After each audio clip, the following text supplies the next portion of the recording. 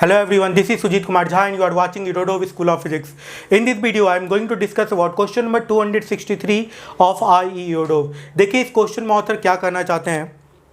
A uniform ball of radius small r rolls without slipping down from a top of a sphere of radius capital R. Find the angular velocity of the ball at the moment it break off the sphere. The initial velocity of the ball is negligible. देखिए इस question में सबसे पहली बात कि question कहना क्या चाह रहा है. एक स्फेरिकल बॉल है, मान लेते हैं कि ये एक स्फेरिकल बॉल है, ओके, और इस पे एक छोटा सा बॉल रखा हुआ है जिसका रेडियस स्मॉल आर है, और ये जो बॉल है जो ज़मीन पे रखा हुआ है इसका रेडियस कितने के बराबर है? कैपिटल आर के बराबर. जब ये थीटा एंगल मूव कर जाएगा, ठीक है, जब ये थीटा एंगल मूव कर जाएगा उस समय इसका वेलोसिटी भी मान लेते हैं, ठीक है. नीचे mg लगेगा, ओके, ये थीटा है तो ये वाला एंगल थीटा होगा, और इस mg का जो इधर का जो कंपोनेंट होगा that is equals to mg cos theta. इसके इस डायरेक्शन में नॉर्मल लगेगा, ओके, और इक्वेशन क्या बन जाएगा? सर्कुलर मोशन के डायनेमिक इक्वेशन से यदि आप चलें तो इक्वेशन बन जाएगा यहाँ पे क्या?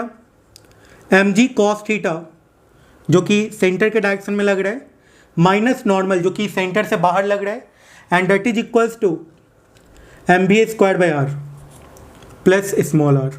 क्यों? क्योंकि यहाँ इसके सेंटर ये जो घूम रहा है ना, ये ऑब्जेक्ट घूम रहा है, इस सेंटर से इस सेंटर का डिस्टेंस टोटल कितने के बराबर हो गए? Capital r plus small r के बराबर, ठीक है, ओके. तो ये इक्वेशन आपको समझ में आ जाना चाहिए. ये पहला और सबसे इंपॉर्टेंट इक्वेशन है, ठीक है.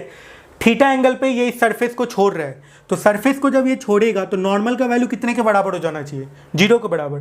और यदि आप नॉर्मल को 0 कर देते हैं तो यहाँ पर जो इक्वेशन बनेगा that will be equals to mg cos theta equals to mv square by capital r plus small r. m से m कैंसिल आउट हो गया तो g into capital r plus small r cos theta that is equals to v square. This is the first equation, you can say ये first equation इसको मान लेते हैं, है ना, ठीक है. वी स्क्वायर का वैल्यू कितने के बराबर हो गया? g into capital r plus small r into cos theta. अब यूज करते हैं वर्क पावर एनर्जी का इक्वेशन. ये कितना नीचे गया है, ठीक है. यदि आपको पता हो, यदि मान लेते हैं ये कोई रॉड है जिसका लेंथ L है, वो यदि घूम जाता है थीटा एंगल, वो यदि थीटा एंगल घूम जाता है तो उसका सेंटर ऑफ मास, ठीक है, कितना नीचे चला जाता है? यहाँ पे कितना था? L/2. ये डिस्टेंस भी L/2 ही होगा, लेकिन आप यदि इस सेंटर को यहाँ से मिलाइएगा तो ये कितने के बराबर हो जाएगा? यहाँ से यहाँ तक L/2 कॉस थीटा के बराबर, है ना. तो ये कितना नीचे चला गया इसका सेंटर? इसका सेंटर नीचे गया है L/2 minus L/2 cos theta. यहाँ से यहाँ तक L/2 और ये सेंटर कितना नीचे चला गया है? L/2 cos theta. तो ये इतना नीचे चला गया, मतलब L/2 यदि कॉमन कर ले तो ये 1 माइनस कॉस थीटा इतना नीचे चला गया ये, है ना. तो आप ये समझ सकते हैं कुछ ऐसा ही इस बॉल के केस में भी हो रहा होगा. जब बॉल रोल करता हुआ थीटा एंगल मूव कर चुका है तो इसका जो सेंटर है, ठीक है, इस छोटे से बॉल का सेंटर कितना नीचे गया है? Capital r plus small r into 1 minus cos theta, है ना. तो कैलकुलेट कर लेते हैं. देखिए, तो इस स्फेरिकल इस छोटे से बॉल का जो सेंटर है वो कितना नीचे चला गया है? Capital r plus small r into 1 minus cos theta, इतना नीचे चला गया है. और इतना नीचे जाने के कारण जो इसका पोटेंशियल एनर्जी घटेगा that will be equals to mg h, और h की जगह पे ये हो जाएगा, and that will be converted into kinetic energy, okay.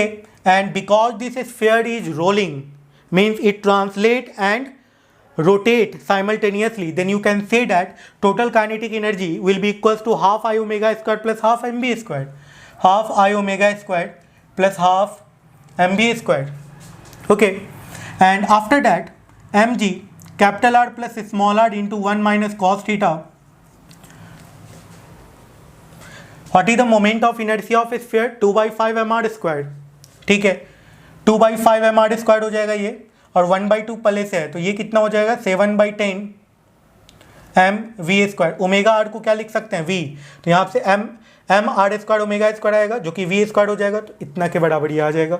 तो यहाँ से आ गया है एम बी स्क्वायर का वैल्यू, ठीक है, ये आप कर सकते हैं सो कॉल्ड वी स्क्वायर का वैल्यू, है ना। तो 10g/7 10g/7 capital r plus small r into 1 minus cos theta and that will be equals to g into capital r plus small r into cos theta. Okay, if you cut this equation then you get value of cos theta, मतलब ये कितना नीचे आया ये पता चल जाएगा।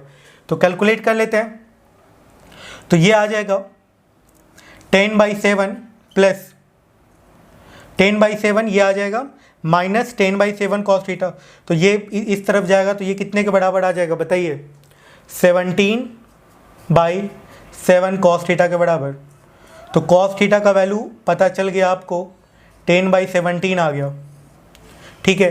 तो यदि 10/17 आ गया तो यहाँ से वी स्क्वायर का वैल्यू पता चल जाएगा। तो वी स्क्वायर का वैल्यू कितने के बराबर आ जाएगा, देखिए v square will be equals to g into capital r plus small r into cos theta, and cos theta कितने के बराबर है 10/17।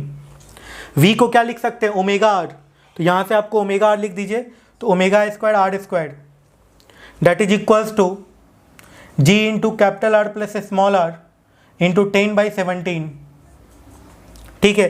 तो यहाँ से आपको एंगुलर वेलोसिटी का वैल्यू मिल जाएगा। तो एंगुलर वेलोसिटी का जो फाइनल इक्वेशन है, फाइनल वैल्यू है, वो कितने के बराबर आ जाएगा, मैं लिख देता हूँ।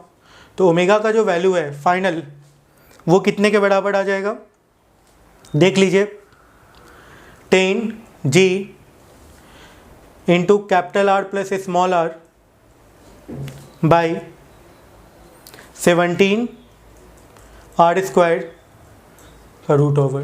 This is the final answer. Thank you.